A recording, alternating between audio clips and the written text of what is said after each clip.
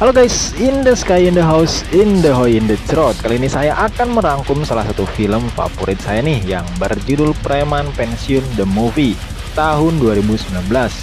Tak usah banyak ngacabrak lagi, langsung saja kita ke alur ceritanya. Check this out.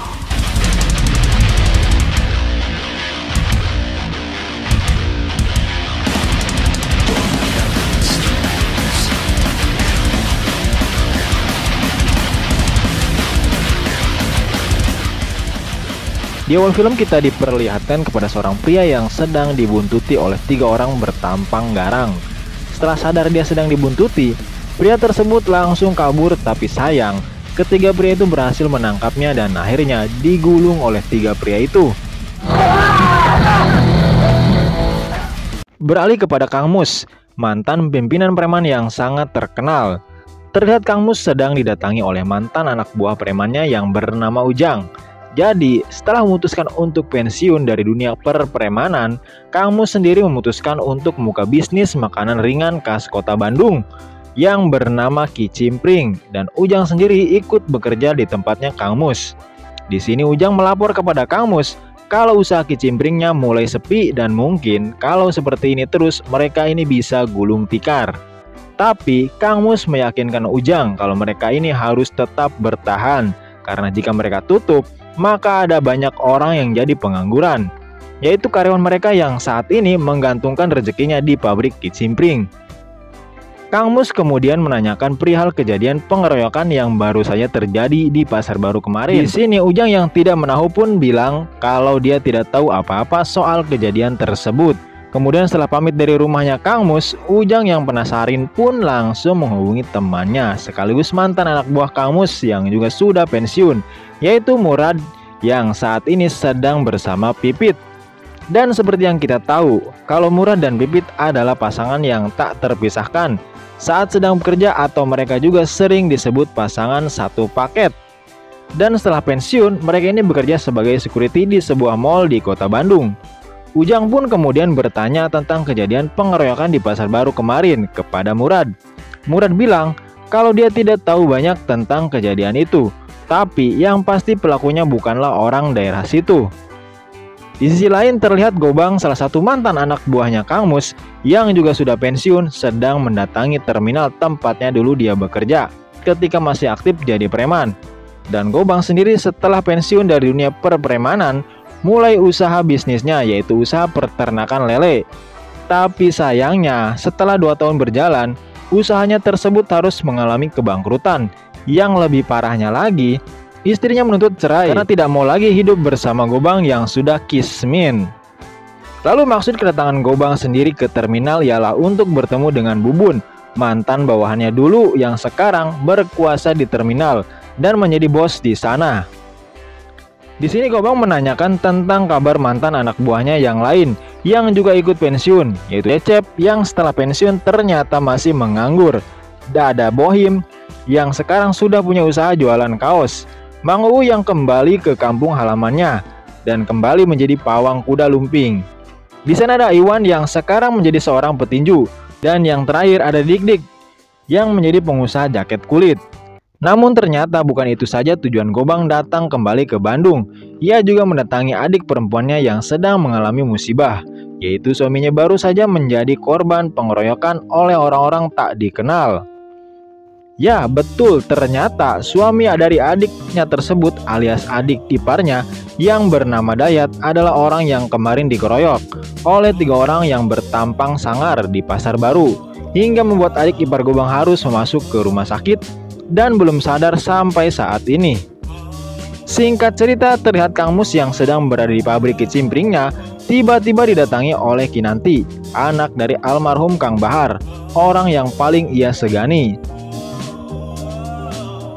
Di sini Kinanti bilang kalau kedatangannya ke Bandung adalah untuk silaturahmi kepada Kang Mus dan yang lainnya. Kinanti juga bilang kalau keluarganya nanti sore akan pergi berbelanja ke sebuah mall di kota Bandung. Setelah Kinanti pergi, Ujang menghampiri Kang Mus lalu bilang kepada Kang Mus kalau Iwan menghubunginya dan minta Kang Mus untuk hadir menonton pertandingan tinju yang akan berlangsung minggu depan. Kemudian Kang Mus pun langsung memerintahkan Ujang agar mencari orang untuk melakukan pengawalan terhadap Kinanti dan keluarganya nanti sore. Di sini Ujang pun langsung merekomendasikan Murad dan Pipit untuk menjalankan tugas tersebut. Tapi seperti yang sudah kita tahu dan seperti biasa ketika mendengar nama Pipit, di sini Kang Mus langsung bereaksi. Siapa? Kang Murad sama Kang Pipit? Saya nggak suka nama panggilannya. Iya, maksudnya Kang Firman Sahpitra. Mau motornya lalu atuh Murad. Lamun silakan ke kumaha. Bergerak, Pit. Halo. Gimana? Aman? Si Pipit nggak ada. Mana? Nggak dari mana-mana. Adegan beralih kepada Gobang yang terlihat sedang mendatangi satu persatu teman-temannya untuk bersilaturahmi, dan yang terakhir dia temui adalah Dik-Dik sama seperti yang lainnya. Di sini Gobang pun mengutarakan niatnya kepada Dik-Dik, yaitu minta bantuan kepada mereka untuk mencari pelaku yang sudah mengeroyok adik iparnya.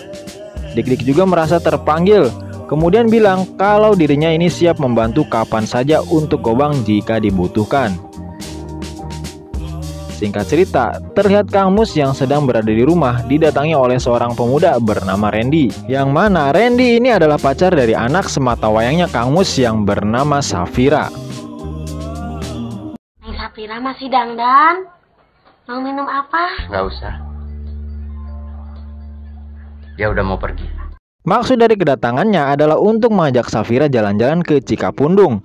Dengan terpaksa, Kang Mus pun mengizinkan Safira pergi bersama Randy walaupun dalam hatinya tidak ikhlas. Tapi bukan Kang Mus namanya kalau melepas gitu aja anaknya Safira.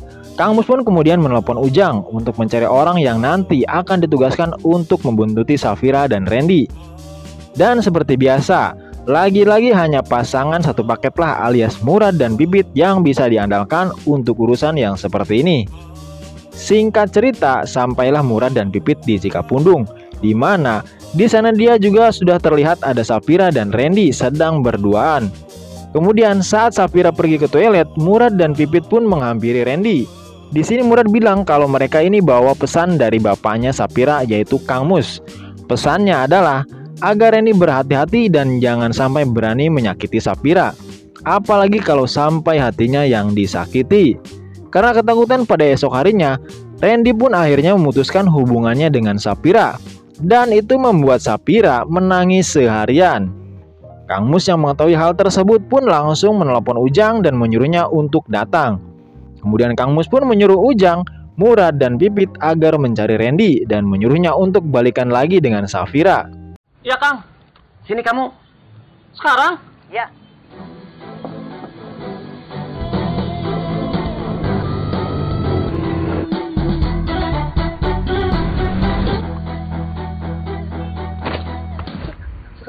Pokoknya saya nggak mau tahu. Kamu harus nyambung lagi.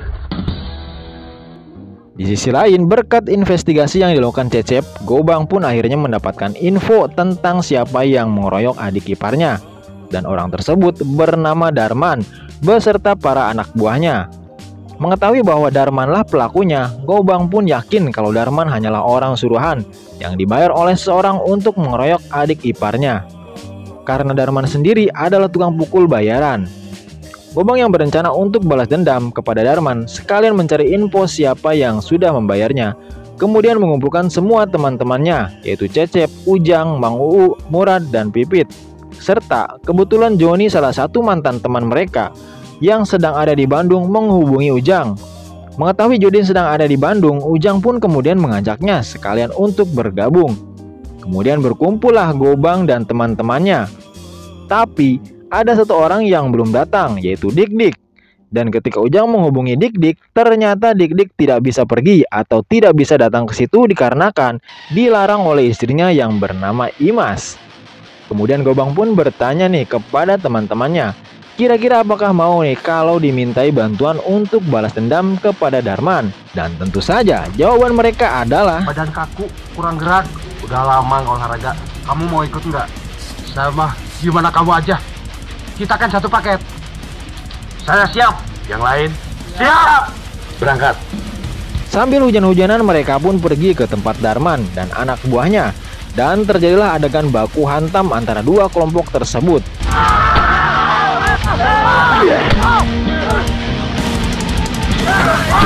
Siapa yang jauh kamu? Setelah berhasil membuat Darman dan anak buahnya tak berkutik, Gobang pun memaksa Darman untuk memberitahukan siapa orang yang sudah membayarnya untuk mengeroyok adik ipar Gobang. Alangkah kagetnya, Gobang setelah itu tahu bahwa Dik-Diklah ternyata orang dibalik pengeroyokan adik iparnya Dayat di Pasar Baru. Singkat cerita, setelah kejadian itu, Ujang pun melapor kepada Kang Mus dan bilang kalau orang yang berada di balik kejadian pengeroyokan di Pasar Baru kemarin dan korbannya sendiri adalah adik iparnya Gobang yang sampai sekarang masih di rumah sakit dan belum sadarkan diri. Kemudian sore harinya, Gobang mendapati kabar dari adik perempuannya kalau suaminya atau adik iparnya Gobang sudah meninggal dunia. Innalillahi. Adegan kemudian beralih kepada Kang Mus yang telah mendapatkan info dari Ujang. Langsung dia mendatangi Dik-Dik untuk mengatakan apakah benar info tersebut. Setelah bertemu Dik-Dik, Kang Mus pun juga bertanya apakah Dik-Dik ini masih menjalani bisnis lama mereka dan bukan jualan jaket kulit seperti yang dia bilang sebelumnya. Dengan rasa bersalah, Dik-Dik pun mengiyakan hal tersebut. Lalu Kang Mus bertanya apakah Dik-Dik juga yang membayar Darman untuk mengeroyok adik iparnya Gobang hingga harus dibawa ke rumah sakit dan hingga akhirnya sekarang meninggal dunia.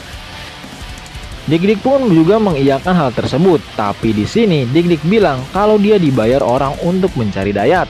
Karena Dayat ini sudah menggelapkan mobil rental dan kemudian dia pun menyewa Darman untuk mencari Dayat.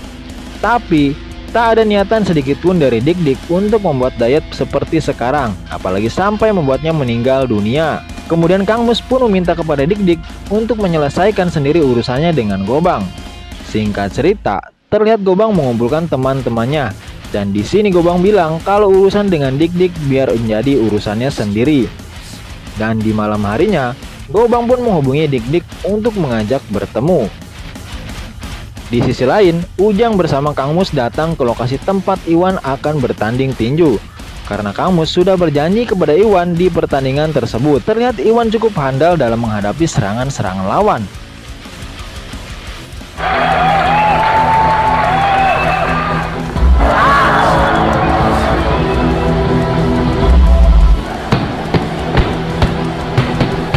Adegan pun kembali beralih lagi kepada Gobang yang sedang bertemu dengan Dik-Dik di sebuah tempat. Di sini Gobang yang terlihat emosional pun bilang ke Dik-Dik kalau gara-gara dia adik perempuannya sekarang harus menjadi janda dan keponakannya harus menjadi anak yatim. Kemudian Gobang pun bilang kalau istri dan anaknya Dik-Dik juga akan merasakan hal yang sama. Lalu yang terjadi adalah darah dibayar darah, nyawa dibayar nyawa.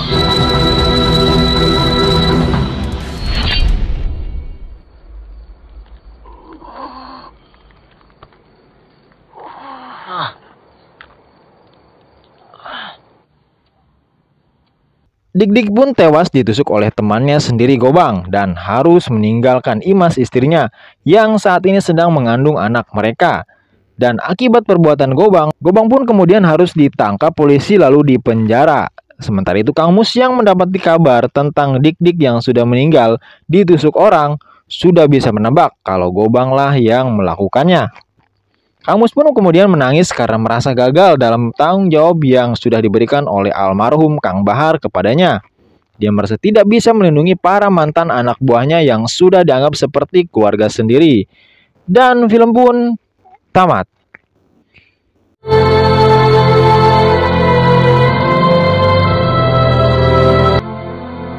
Tapi di sana akan kecewa.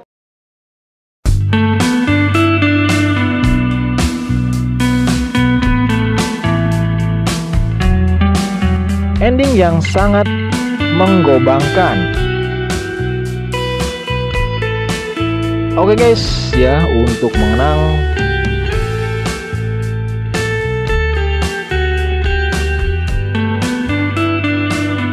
Oke guys, terima kasih yang sudah menonton sampai akhir. Jangan lupa like, share, komen, dan subscribe.